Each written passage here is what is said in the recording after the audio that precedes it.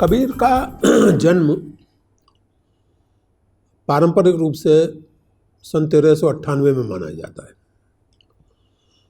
उनके जन्म संवत को लेकर या तिथि को लेकर एक तरह की आम राय है, पारंपरिक रूप से भी और आधुनिक विद्वानों के बीच में भी। लेकिन निधन को लेकर बहस है। कुछ लोगों के अनुसार उनका निधन 1448 में हो गया था, कुछ के अनुसार 1468 और कुछ के अनुसार 1518। 1518 के पक्ष में अधिकांश लोग हैं। हालांकि इस तरह मानने पर कबीर की उम्र 120 साल हो जाती है, जो कि जाहिर है कि थोड़ी सी अटपटी लगती है, लेकिन एक एक्सेप्शनल केस के तौर पर तो हो ही सकता है, तो कहना मुश्किल है। लेकिन आम तौर से 1518, 1398 में जन्म और 1518 में निधन, ये कबीर के बारे में विभिन्न सारी बहसों और रिसर्च के बाद एक आम राय बनी है। दूसरी आम राय ये है कि कबीर काशी के जुलाहे थे। एक चीज़ जो पारंपरिक रूप से मानी जाती रही है, लेकिन पिछले दिनों उस पर कुछ डाउट कुछ विद्वानों को हुए, वो है कबीर और रामानंद का संबंध। इस पर हम बाद में आएंगे। लेकिन बल्कि इस बातचीत की शुरुआत एक रोचक घटना से करते हैं। घटना यह है कि दक्षिण में एक बड़े हरि पंडित थे, विद्वान थे, और वो तमाम लोगों को शास्त्रार्थ में, रिलीजियस डिस्प्यूटेशन में परास्त करते थे। कोई उनसे जीत नहीं पाता था, तो इसलिए उनका नाम ही पड़ गया था सर्वजीत, सबको जीतने वाले, सबको परास्त करने वाले। तो कहानी यह है कि उनकी माँ ने कहा कि सर्वजीत तुम्हें लोग कहते हैं, लेकिन मैं तुम्हें सर्वजीत तब मानूंगी जबकि तुम जाकर के काशी कबीर को परास्त करके आओगे। तो पंडित जी चल पड़े और वो अपने साथ एक बैल पर अपनी सारी पुस्तकें, एक तरह की मोबाइल लाइब्रेरी रेडी रेफरेंस के लिए एक बैल पर लाद कर चल पड़े। चलते चलते पहुँचे काशी, और काशी जब पहुँच गए तो उनको एक कुआं दिखा और वहाँ कुछ लड़कियाँ पानी भर रही थीं। तो उन्होंने पानी वानी पिया, बैल को पानी पिलाया, खुद पानी पिया, और किसी लड़की से पूछा कि भाई ये कबीर कहाँ रहते हैं। तो लड़की किंवदंती के अनुसार कबीर की बेटी थी, कमाली, और वो समझ गई, कबीर की बेटी थी तो स्मार्ट थी, वो समझ गई कि पंडित जी क्यों पूछ रहे हैं। तो उसने जो उत्तर दिया वो बहुत रोचक है। अब हम ये नहीं जानते कि कमाली सचमुच कबीर की बेटी थी या नहीं, हम निर्णायक रूप से ये नहीं कह सकते कि कबीर के बेटा बेटी थे भी या नहीं, लेकिन माना जाता है कि कबीर के एक बेटा कमाल और एक बेटी कमाली, ये कहा जाता है, माना जाता है। एनीवे, लेकिन ये जो साखी है ये कबीर ग्रंथावली में मौजूद है, तो इस साखी अपने आप में महत्वपूर्ण है। उस साखी पर ध्यान दीजिए। वो साखी ये है कि जन कबीर का शिखर घर, रहा सलेली गैल, पाँव ना टिके पिपलिका, लोगन लादे बैल। कबीर कहाँ रहते हैं, सवाल ये था। उत्तर ये है कि कबीर का घर तो बहुत ऊंचे शिखर पर है, और वहाँ तक पहुँचने की रास्ता जो है बड़ा चिकना रपटीला है। इतना रपटीला है कि उस पर चींटी तक के पाँव नहीं टिकते, और लोग बाग हैं कि बैल लाद करके उस पर चढ़ना चाहते हैं। जिस रास्ते पर चींटी तक फिसलती है उस पर कुछ लोग अपना बैल लेकर के, ज्ञान से, अपनी पुस्तकों से लदा हुआ बैल लेकर के चढ़ना चाहते हैं। तो पाँव ना टिके पिपल का, लोगन लादे बैल। तो पंडित सर्वजीत समझ गए कि किससे पाला पड़ा है। इन शॉर्ट ये कि अंततः वो कबीर को परास्त करने की बजाय स्वयं कबीर से इतने प्रभावित हुए कि कबीर के शिष्य बन गए, और काशी की कबीर चौरा परंपरा के मुताबिक कबीर के शिष्य और चौरा के संस्थापक पंडित महंत सुरत गोपाल महाराज जो थे, वो ये पंडित सर्वजीत ही थे, जो कबीर के एक तरह से पहले चौरा परंपरा के मुताबिक, ध्यान दीजिएगा, पहले शिष्य बने। तो कबीर में ऐसा क्या था? कबीर ने तो कभी ये दावा किया नहीं कि मैं बहुत पढ़ा लिखा व्यक्ति हूँ, लेकिन इसका ये मतलब नहीं समझ लेना चाहिए जैसा कुछ लोगों को लगता है। हो सकता है कि कबीर पढ़ना ना जानते हो, लिखना ना जानते हो, हालांकि मुझे ऐसा नहीं लगता, क्योंकि कबीर के निरक्षर होने के प्रमाण स्वरूप एक पंक्ति बार बार दोहराई जाती है, मसी कागज छुओ नहीं, कलम गही नहीं हाथ। तो लेकिन कबीर ने यह भी लिखा है कि सात समंद की मसी करूं, लेखनी करूं बनराई। तो अगर पहली पंक्ति के आधार पर आप ये कहें कि कबीर लिखना नहीं जानते थे, तो दूसरी पंक्ति के आधार पर, जिसका मतलब ये है कि सातों समुद्रों की स्याही हो और सारे जंगल मेरी कलम बन जाएं, तब भी मैं भगवान के गुण नहीं लिख सकता, तो उससे ये सिद्ध हो जाएगा कि बड़े भारी लिखाड़ थे। समझने की ज़रूरत इस बात की है कि कबीर के समाज में और भारतीय समाज में आज तक, इस बात पर बहुत ध्यान दीजिए दोस्तों, साक्षर होना और बुद्धिमान होना पर्यायवाची नहीं होता। पढ़ा लिखा बेवकूफ़ नहीं हो सकता, इसकी कोई गारंटी नहीं, और हर गैर पढ़ा लिखा बेवकूफ़ ही हो, इसकी भी कोई गारंटी नहीं। कबीर का समाज तो ऐसा समाज था, और आज तक है, हमारे समाज में आज तक ओरल ट्रेडिशन का बहुत महत्व है। तो कबीर पढ़ना लिखना जानते हो या ना जानते हो, लेकिन उनके समय में विभिन्न प्रकार की जो साधनाएं उपलब्ध थीं, जो स्पिरिचुअल प्रैक्टिसेस की ट्रेडिशंस उपलब्ध थीं, उनसे कबीर बखूबी वाकिफ थे, इसमें कोई संदेह नहीं है। और उन ट्रेडिशन से वाकिफ होने के साथ कबीर ने उनमें से किसी को भी जस का तस फॉलो नहीं किया। कबीर ने सीखा सबसे, ग्रहण सबसे किया, नाथपंथियों से, यानी दूसरे शब्दों में बौद्ध परंपरा से, सूफियों से, वैष्णवों से, सबसे संवाद था कबीर का, तांत्रिकों से, शाक्तों से, सबसे कबीर ने कुछ ना कुछ पाया। आप यूँ कह सकते हैं कि कबीर ने शब्द तमाम परंपराओं से लिए, तमाम शब्दकोशों से लिए, वाक्य अपना रचा। कबीर के वाक्य का व्याकरण अपना है, कबीर का अनोखापन इसमें है। तो ये जो व्यक्ति थे कबीर नाम के, ये क्या थे, कौन थे, इनके बारे में हम क्या जानते हैं? तो जैसा मैंने आपसे कहा कि एक तो यही कि जन कबीर का शिखर घर, दूसरा ये, एक बात बहुत स्पष्ट है मित्रों, 18वीं सदी तक इस बारे में कोई दो मत नहीं है। ये जो कहानी आप लोगों ने सुनी होगी कि विधवा ब्राह्मणी के पुत्र थे, ये चर्चा पहली बार 18वीं सदी में आती है। भक्तमाल की एक टीका लिखी गई थी 18वीं सदी में, उसमें ये चर्चा पहली बार आती है। इसके पहले चाहे अनंतदास हो, चाहे रज्जब हो, चाहे कोई और हो, कोई ये संदेह प्रकट नहीं करता कि कबीर जुलाहा दंपत्ति के बायोलॉजिकल सन थे या एडॉप्टेड सन थे। वो क्लियरली बायोलॉजिकल सन थे, औरस पुत्र थे। नीरू और नीमा के वो औरस पुत्र थे, बायोलॉजिकल सन थे। 18वीं सदी में कुछ ऐसी स्थितियां बनती हैं, कोई सज्जन ऐसी कल्पना करते हैं कि कबीर को ये कहा जाने लगता है कि वो विधवा ब्राह्मणी के त्यागे गए पुत्र थे। ऐसी कोई चर्चा 18वीं सदी के पहले नहीं मिलती। तो एक बात तो ये। दूसरी बात ये, बनारस के निवासी थे, इतना हम सब जानते हैं। तीसरा यह है कि कुछ लोगों को अगर छोड़ दें तो अधिकांश कबीरपंथी भी और स्कॉलर्स भी ये मानते हैं कि कबीर गृहस्थ थे, उन्होंने कोई संन्यास नहीं ले लिया था। और जिसका साक्ष्य उनकी अपनी रचना से भी मिलता है, साईं येता दीजिए तामे कुटुंब समाए, हों भी भूखा ना रहूं साधु भूखा ना जाए। यानी मैं अपने कुटुंब का पालन कर सकूं, ये चिंता है कबीर को। और ये ध्यान देने की बात है कि कबीर की कविता में जो मेटाफर्स आते हैं, जो रेफरेंसेस आते हैं, जो सिमलीज आती हैं, वो जुलाहे के कारोबार से आते हैं। उनका बहुत मशहूर पद है, ज्यों की त्यों धर दीनी चदरिया, जिसकी चर्चा हम लोग करेंगे। तो ये जो चीज़ें हैं, कबीर कासवी के जुलाहे,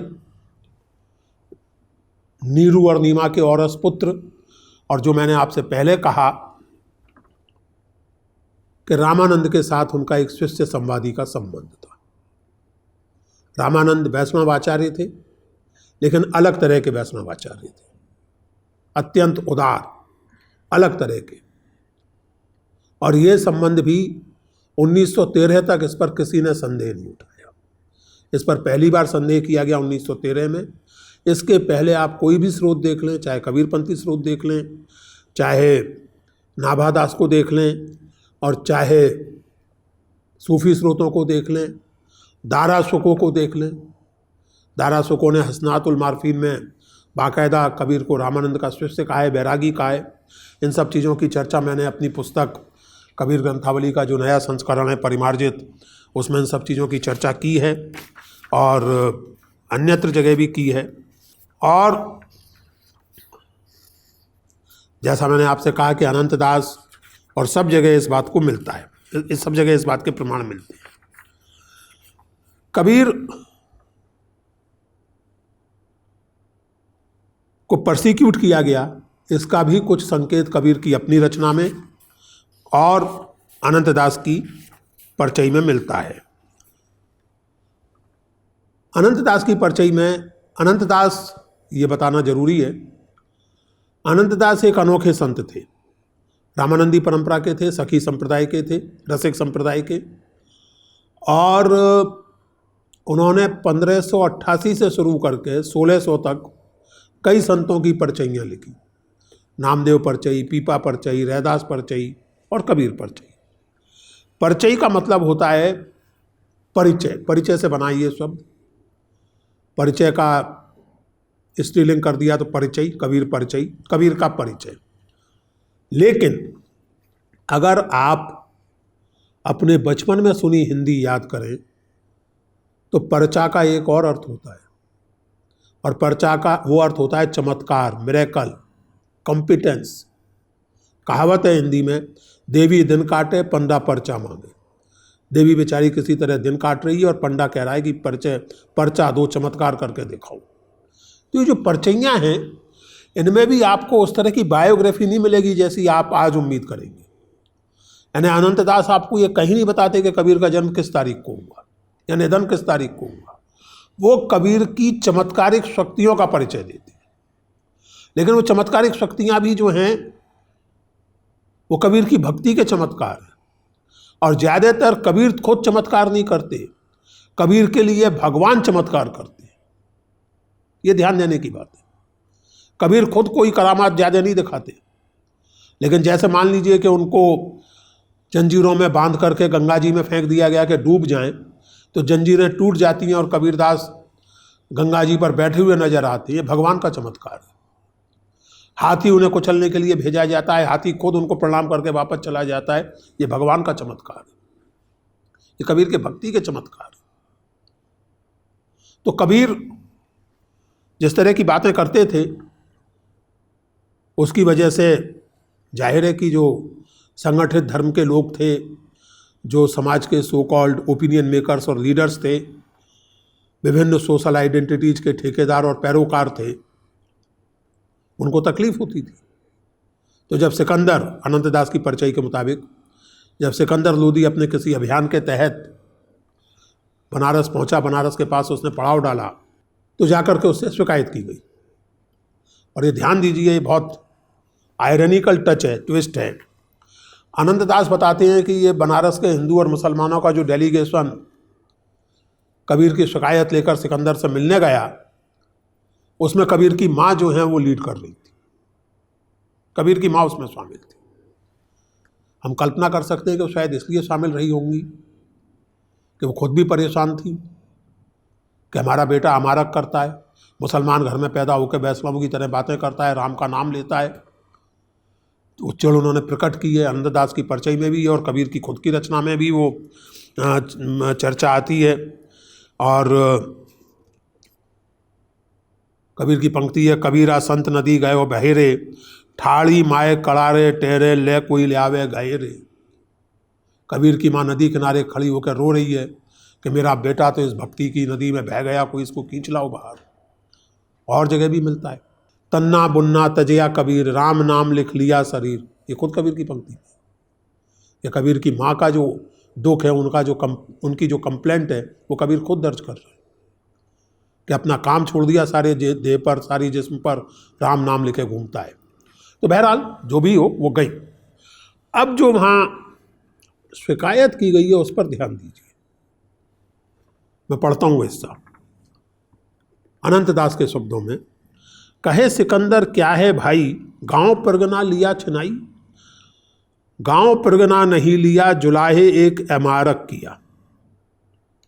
सिकंदर पूछता है क्या हो गया, ऐसी क्या शिकायत आप लेके चले हैं, जुलाहे ने क्या बिगाड़ दिया है, किसी की जमीन जायदाद दबा ली है, किसी का गांव परगना छीन लिया है? तो उत्तर है नहीं नहीं, ऐसा कुछ नहीं किया, ये अमारग चलता है। और अमारग चलता है का मतलब मुसलमान की छोड़ी रीति अरु हिंदू की भाने छीती। मुस्लिम घर में पैदा हुआ है लेकिन मुसलमानों की रीति रिवाज इसने छोड़ दिए और हिंदुओं की भी आलोचना ही करता रहता है। निंदे सकल धर्म की आशा, सभी धर्मों की आलोचना करता है। सभी धर्मों का मतलब उस समय हिंदू और मुस्लिम दो मुख्य धर्म उपलब्ध थे। ऐसी विधि सब लोग बिगाड़ा, हिंदू मुसलमान ते न्यारा, जब लग जुलहा काशी होई, ताते हमें माने ना कोई। इसने सब लोगों को बिगाड़ दिया है। हिंदू और मुसलमान से ये अलग राह चलता है, अलग राह चलने की बात करता है। और सबसे आखिर में सबसे असली बात कि जब तक ये जुलाहा काशी में रहेगा हमारी बात कोई नहीं मानेगा। यानी पंडित और मौलाना जो आपस में आमतौर से लड़ते रहते होंगे, वो इस मामले में एक मत हैं कि इस व्यक्ति के कारण हमारा सामाजिक प्रभाव घटता चला जाएगा, कम हो जाएगा, और इसलिए सिकंदर आप इसका कुछ उपचार कीजिए, इसको दफा कीजिए यहाँ से। ये ध्यान देने की बात है दोस्तों। एक साधारण जुलाहा, उसकी बातों में कुछ दम है, उसके अनुभव में कुछ ऐसी प्रामाणिकता, कुछ ऐसी ऑथेंटिसिटी है कि जो विभिन्न सामाजिक सांस्कृतिक परंपराओं और अस्मिताओं के ठेकेदार हैं, जो उनका अपने एक तरह से उनको ओन करते हैं, उन्हें चिंता है कि ये व्यक्ति कहीं अलग ले जा रहा है लोगों को। यहाँ एक बात और सामने आती है। मॉडर्न स्कॉलरशिप में ये बात कही गई है कि कबीर को हिंदू धर्म परंपराओं का इतना ज्ञान था तो जरूर वो हिंदू रहे होंगे। कबीर इतना इस्लाम जानते थे, इस्लाम के बारे में उनकी पकड़ इतनी गहरी है तो वो जरूर न केवल मुसलमान थे बल्कि आखिर तक सूफी ही थे, बेसरा सूफी या किस तरह के सूफी थे। या कबीर नाथपंथ का इतना वो करते हैं तो वो तो एक तरह से नाथपंथी ही थे, उनका वर्ल्ड व्यू नाथपंथी था, उनकी फिलॉसफी नाथपंथी थी, क्योंकि वो ऐसे खानदान में पैदा हुए थे जिसने कुछ ही दिन पहले नाथपंथ छोड़ के या बौद्ध मार्ग छोड़ के इस्लाम अपना लिया था। यहां जरा सा ध्यान दीजिए आप। कबीर पौराणिक हिंदू धर्म के अच्छे खासे जानकार हैं, इसलिए हिंदू थे, इसीलिए वो जानते थे। नाथपंथ इसलिए जानते थे क्योंकि उनके 3, 4, 5 पीढ़ी के पहले के पुरखे नाथपंथी रहे होंगे, बाद में मुसलमान हो गए।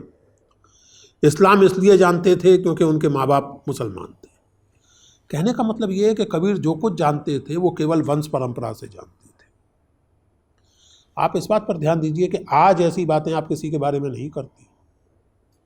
कोई व्यक्ति अगर बहुत अच्छा स्कॉलर है तो आप ये नहीं कहते कि इसके पिताजी भी स्कॉलर रहे होंगे।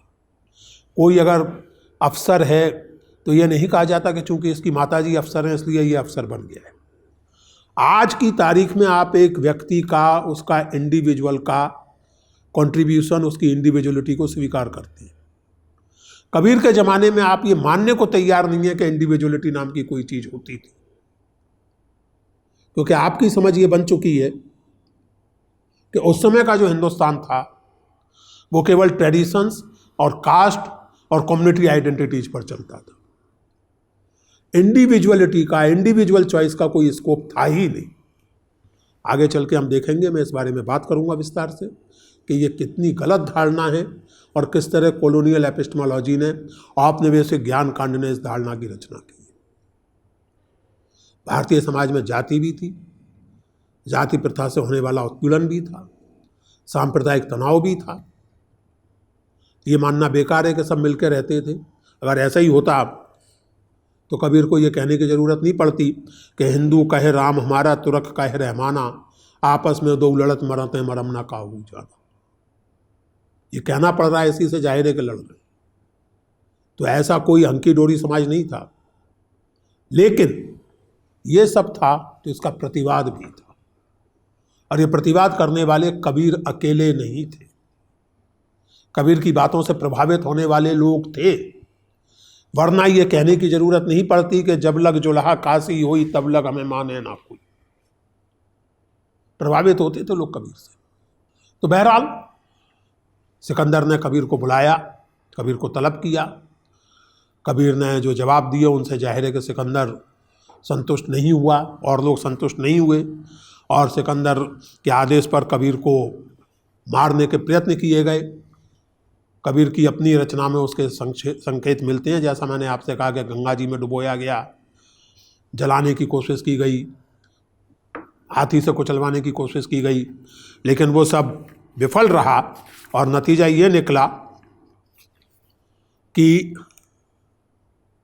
खुद सिकंदर कायल हो गया कबीर की ताकत का, कबीर की प्रामाणिकता का, और उसने कहा कि मैं बस आपका शिष्य बनना चाहता हूँ, आप मुझे अपना लीजिए, आप जो कहें मैं आपको दूंगा। कबीर ने ये सब मानने से इनकार कर दिया। कबीर ने कहा कि आप अपनी जगह खुश रहिए, मैं अपनी जगह खुश हूँ, और चल दिए। ये जो सिकंदर के साथ कबीर के एनकाउंटर की घटना है, इससे हम कल्पना कर सकते हैं कि कबीर का प्रभाव कितना रहा होगा, और जाहिर है कि इसके बाद बड़ा होगा। एक और बहुत रोचक घटना का संकेत खुद कबीर के यहाँ भी मिलता है, और अनंत दास ने तो उसका वर्णन किया है। कबीर बहुत प्रसिद्ध हो गए, बहुत लोकप्रिय हो गए, लोग सुबह से शाम तक उन्हें घेरे रहते थे। तो परेशान हो गए, क्योंकि उनको अपने एकांत का समय नहीं था, उनके पास शांत रूप होकर के बैठने का समय नहीं था, लोग सुबह से शाम तक घिरे रहते थे। तो कबीर ने इस लोकप्रियता से पिंड छुड़ाने का फैसला किया, और इस लोकप्रियता से पिंड छुड़ाने के लिए उन्होंने एक कौतुक रचा। किसी सेक्स वर्कर को पकड़ा, हाथ में पानी की बोतल ली और उसके गले में हाथ डाल के सारी काशी का चक्कर लगा दिया। तो लोगों को समझ आ गया कि अरे भक्त बनता है, बहुत कितना अय्यास है, देखिए सुबह से दारू पिए हुए इस तरह घूम रहा है। और कबीर की लोकप्रियता शायद घट गई, या जो भी हो, कबीर को थोड़ा समय मिल गया। लेकिन जैसा कि ऐसी चमत्कारी कथाओं में होता है, जल्दी ही ये मालूम पड़ गया कि कबीर केवल कौतुक कर रहे थे। कबीर तो उतने ही पवित्र हैं जितने हमेशा से थे, और इसलिए कबीर की लोकप्रियता फिर से बढ़ गई, फिर से लोग उनके यहाँ आने जाने लगे। इस कहानी का कुछ और पहलू है जिस पर मैं आपका ध्यान खींचना चाहता हूँ, खास करके आज के ज़माने में। आप अपने आप से पूछिए, हम सब अपने आप से पूछें, 24 घंटे में से कितना समय होता है जब हम अपने साथ होते हैं? हम मोबाइल फ़ोन सिरहाने रख के सोते हैं, सुबह उठते ही सबसे पहले मोबाइल देखते हैं, फेसबुक देखते हैं, ट्विटर देखते हैं, इंस्टाग्राम देखते हैं, दिन भर देखते रहते हैं। किसी कमरे में 10 लोग हों तो सब अपने अपने मोबाइल में डूबे रहते हैं। किसी तरह का एकांत, जब आप कुछ नहीं कर रहे हो, केवल अपने साथ हो, केवल कुछ विचार कर रहे हो, केवल कुछ रिफ्लेक्ट कर रहे हो, ऐसे एकांत के पल दिनों दिन घटते चले जा रहे हैं। और ये संयोग नहीं है, ये एक तरह से कहिए कि ऑर्गेनाइज्ड है, ये एक ऑर्गेनाइज्ड प्लान है।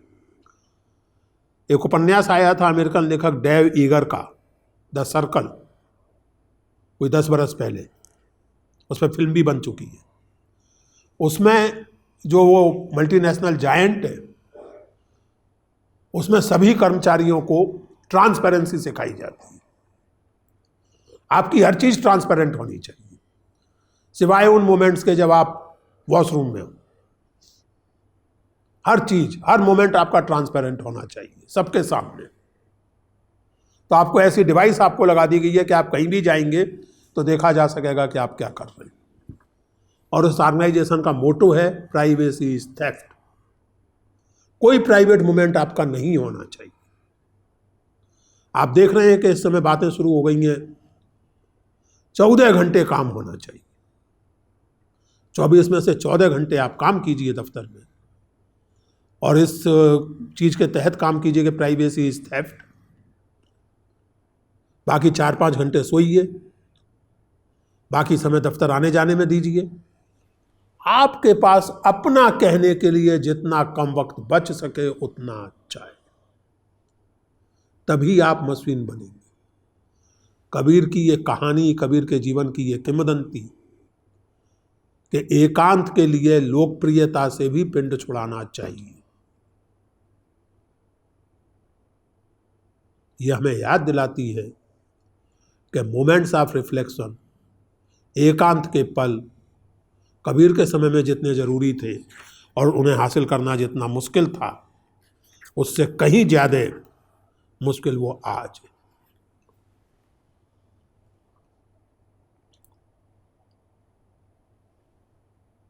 कबीर के बारे में एक बात बहुत प्रसिद्ध है और कबीर के जो प्रगतिशील किस्म के प्रशंसक हैं आज के ज़माने में, वो इस बात को बहुत बल देकर कहते हैं और याद करते हैं, ठीक ही करते हैं, उसका हमें मर्म समझना चाहिए। मान्यता रही है कि साहब, काशी तो आप जानते हैं कि हिंदू मान्यता के अनुसार स्वर्ग की गारंटी है। बहुत सारे हिंदू अपने जीवन के अंतिम दिनों में काशी जाकर रहने लगते हैं, क्योंकि काशी में अगर आप मरेंगे तो आपको स्वर्ग मिलेगा। दूसरी ओर ये माना जाता है कि गोरखपुर के पास जो एक जगह है कस्बा मगहर, उसके बारे में धारणा है कि वहाँ मरना जो है वो बहुत बुरा है, वहाँ मरने वाला अगले जन्म में कुछ गलत योनि में उत्पन्न होगा। तो किस्सा ये है कि जीवन के अंतिम दिनों में कबीर काशी छोड़कर मगहर चले गए थे। उसके पहले मित्रों एक कविता पढ़ते हैं, बहुत मार्मिक कविता है।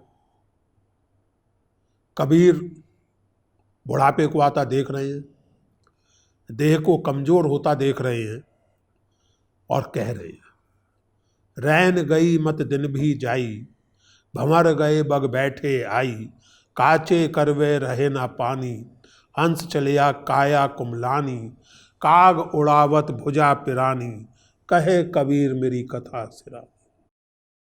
रात बीत गई, दिन भी बीतने वाला है, भंवरे चले गए हैं, बगुले आकर बैठ गए, यानी सर के बाल काले से सफ़ेद हो गए।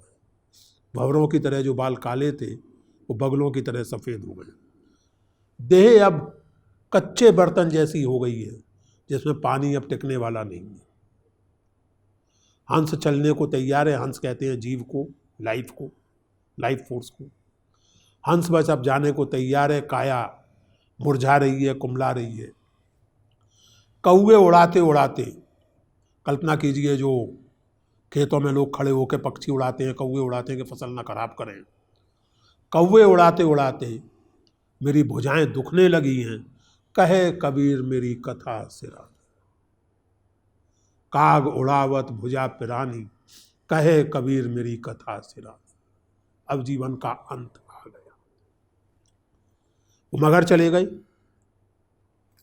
ताकि इस बात को चैलेंज कर सकें कि काशी में मरने से स्वर्ग मिलता है या जो भी है। और वो पंक्तियां बहुत प्रसिद्ध हैं, आप सबने सुनी होंगी, लोकामति के भोरा रे, जो काशी तन तजे कबीरा, राम है कौन ने हो रे। अगर स्वर्ग जाने के लिए या मुक्ति पाने के लिए काशी में तन तलना जरूरी है, काशी में तन तजना जरूरी है, तो राम की भक्ति का मतलब ही क्या है? मूर्ख हैं लोग, बोले हैं। लेकिन इन्हीं कबीर ने एक और पद रचा है, उसको नहीं भूलना चाहिए। और वो पद बहुत मार्मिक है, और जिस बात की ओर वो संकेत करता है उस पर मैं आऊँगा। जीव जल छोड़ बाहर भइयो मीना, पूरब जन्म हो तप का ही ना, अब कहो राम कवन गति मोरी, तजले बनारस मति भई थोरी।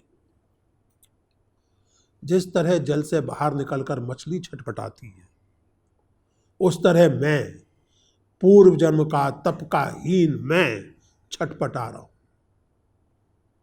अब मेरा क्या होगा?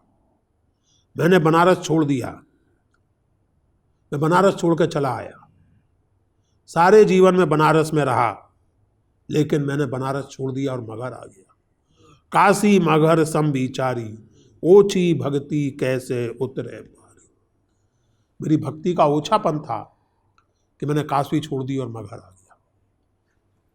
आप ध्यान दें दोस्तों, कबीर बहुत सेल्फ कॉन्फिडेंट व्यक्ति थे, बहुत आत्मविश्वास था।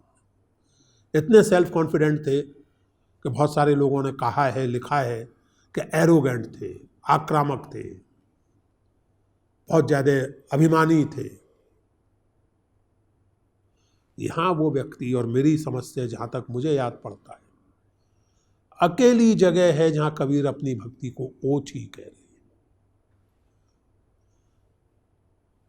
अब कहो राम कवन गति मोरी, तजले बनारस मति भई थोरी, काशी मगहर सम बिचारी, ओछी भगति कैसे उतरे पारी। तो इसका क्या मतलब लगाएं?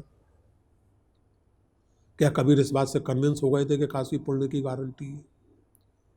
क्या कबीर मानने लगे थे कि वो धारणा सही है? ये बात करते समय इसको पहले इस तरह समझें, चाहे कबीर हो चाहे कोई भी हो, कोई भी साधक हो, संत हो, नेता हो, बड़ा आदमी, बड़ी महिला, कोई बहुत पहुंचा हुआ व्यक्ति, ये कभी मत भूलिए कि अंततः वो इंसान है। बड़े से बड़ा नेता, बड़े से बड़ा तपस्वी, त्यागी, बड़े से बड़ा वैज्ञानिक, साधक, अंततः इंसान। और इंसान होने के नाते उसकी कुछ भावनाएं हैं, उसकी कुछ फीलिंग्स हैं, उसके कुछ रिलेशंस हैं। काशी दूसरों के लिए स्वर्ग की गारंटी होगी, कबीर के लिए वो स्वर्ग की गारंटी भर नहीं थी।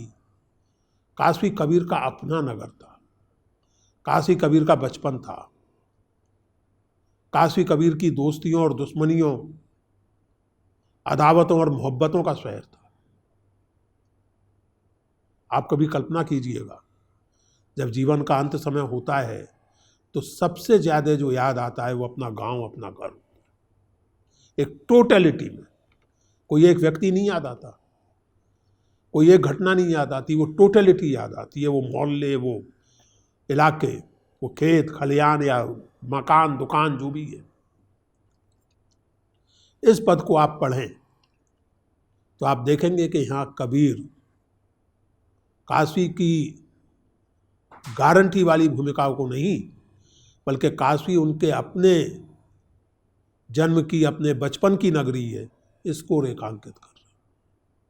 क्योंकि कबीर तमाम साधना के साथ, तमाम उस महानता के साथ जिसकी वजह से हम आज उन्हें याद कर रहे हैं, आखिरकार इंसान थे, रोबो नहीं थे।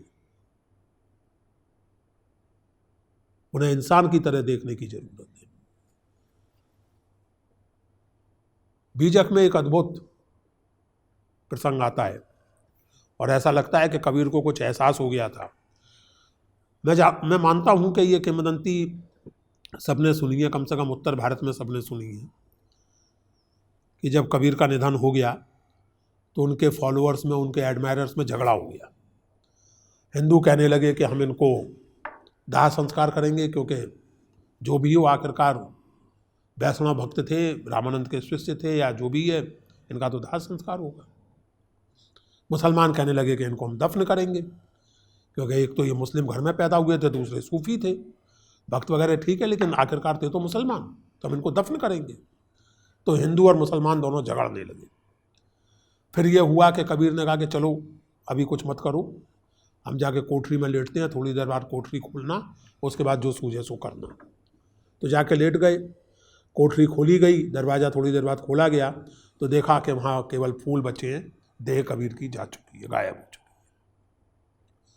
तो आधे फूलों का दाह संस्कार कर दिया गया, आधे दफन कर दिए गए। रोचक बात यह है कि ऐसा लगता है कि कबीर को कुछ इसका एहसास होने लगा था। एक तरह से कबीर को आशंका होने लगी थी कि मेरे जाने के बाद कुछ इस तरह का होने वाला है। बीजक में है, हिंदू कहें हमें ले जारो, तुर्क कहे मोर पीर, दो आए दीनन में झगड़ो, देखें हंस कबीर। खुद कबीर का पद। हिंदू कहते हैं कि हमें जलाएंगे, तुर्क कहते हैं कि हमारे पीर थे, दोनों खड़े होकर झगड़ रहे हैं और हंस कबीर दोनों को झगड़ता देख रहे। अब ये जो दोहरी अंत्येष्टि की किंवदंती है, इसके बारे में ध्यान रखने की बात है कि ये एक तो संत और खासकर सूफी परंपरा की एक पुरानी काव्य रूढ़ी है।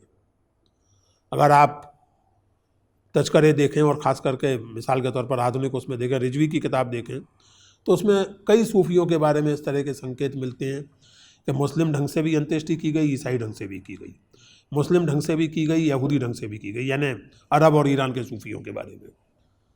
यहाँ भी इस तरह की किंवदंतियाँ भारत में भी रहेंगी। तो ये दोहरी अंत्येष्टि की जो किंवदंती कबीर के साथ है, इसका क्या मतलब? कुछ लोगों के अनुसार ये कबीर की विफलता का मेटाफर है कि सारे जीवन लोगों को सिखाते रहे और खुद उनके अनुयायी नहीं माने, आखिरकार झगड़ा हुआ। सारे जीवन सिखाते रहे कि हिंदू मुसलमान से अलग होकर के अपने उस तरह जियो।